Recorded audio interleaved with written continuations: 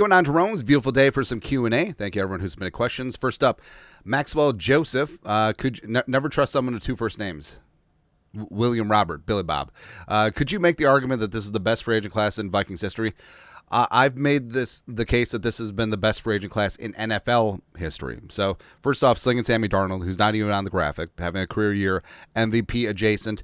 And then you got Grenard, 10 sacks, AVG, 9 sacks. Cashman has been a monster. Aaron Jones having a career year. Gilly doing phenomenal as well. And also, you throw in guys like Jerry Tillery, Kamagruja Hill's been fantastic in spots as well. I mean, you can make a good case this has been the most impactful free agent class in NFL history in a year where the Vikings were rebuilding, as well as a year where the Vikings had $60 million in dead cap. It's kind of crazy. Next, Purple Rain, Purple Rain.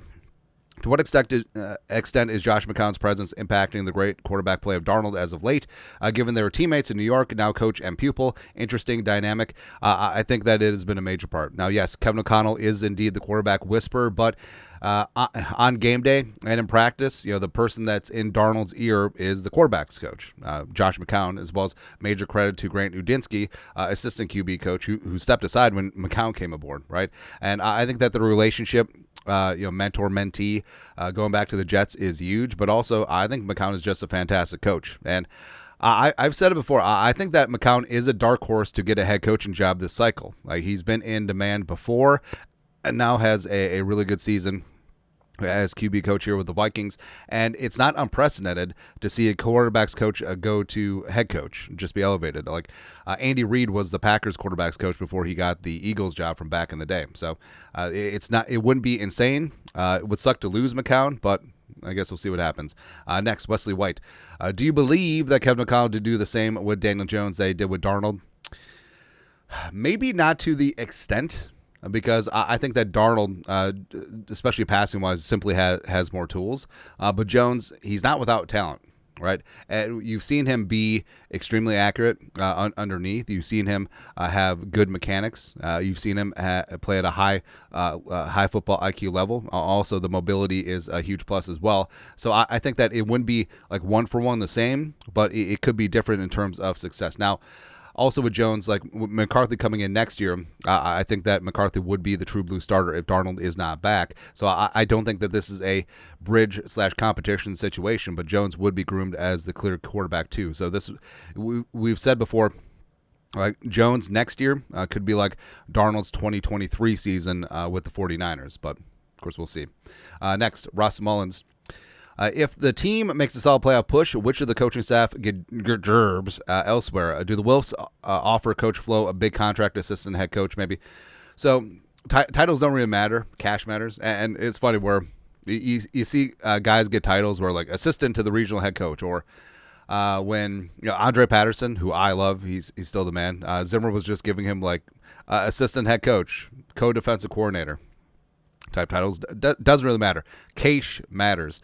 And we talked about how assistants could be moving. Of course, that's what happens when you have success. I think McCown could be, like we said, could be that head coach, as well as at a minimum could be in line for a play calling OC job. Same thing with Wes Phillips. I mean, it would be a lateral move, so the Vikings would have to allow it, but could Wes jump ship, depending if he's out of contract or not, to a place where he could call plays? Who knows? Keenan McCardle definitely has the bona fides to be an OC somewhere. Or if, say, Wes Phillips leaves, Josh McCown leaves, I could see McCardle being bumped up to OC, working with Kevin O'Connell, still be the play caller.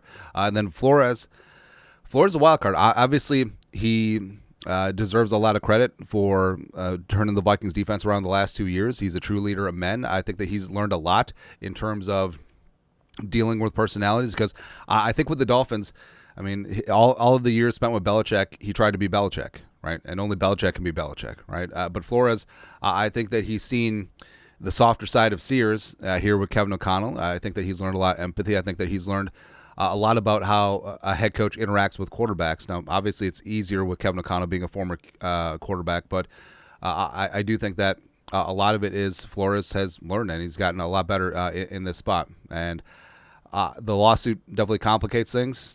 And also, I think teams are realizing that they want to go offensive-minded as head coach.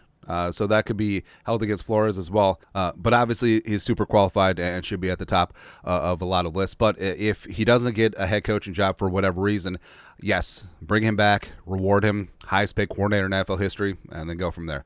Lastly, TJ Suping. Do you think Diamond Dallas Turner had a chip on his shoulder against Hot Atlanta? He was projected to go top 10 to Atlanta, and he played more and well in this game. Probably his best game so far. Thoughts? Yes. I think that there was an element of a chip there, and with Patrick Jones second out with injury, Turner got a lot more steps. Also, I love Gabriel Murphy all up in there. Now, a lot of people say, well, Murphy got more steps than Turner. Murphy was playing a lot different position. Turner was playing classic edge. Murph was playing all over the place, man. It was really interesting to see the way that they deployed him. But Turner had 3 tackles, also got that quarterback hit on Kurt that really got the party started. And yeah, I think that there certainly was a motivation there. Plus, you could tell, like, Turner was going to take some time to grow into an NFL body, but you see the speed, you see the quickness, you see the instincts, like everything is there. And also, I know that people want things now because it's a microwave society, but give it time. And we said this before. There will be another presidential election before Dallas Turner's rookie deal expires. So give this kid some time. He's going to develop, and he's going to become one of the best edge rushers in the National Football League. But that's it. That's at Q&A for this beautiful day. You guys are the best. You know what to do. Skull Production Value.